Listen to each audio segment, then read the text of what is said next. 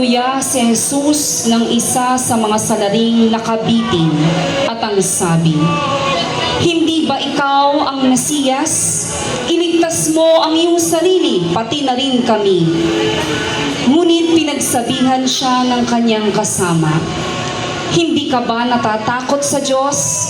Ikaw may pinarurusahang tulad niya. Matuwid lamang na tayo'y parusahan ng ganito dahil sa ating mga ginawa. Ngunit ang taong ito'y walang ginawang masama."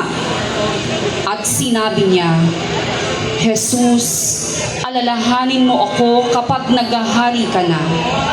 Sumagot si Jesus, "Sinasabi ko sa iyo, ngayon di isasama kita sa paraiso." Nakilala ang magnanakaw na ito bilang si Dimas. San Dimas ang mabuting magnanakaw, Ipanalangin mo kami. ang pagkamatay ni Jesus sa krus.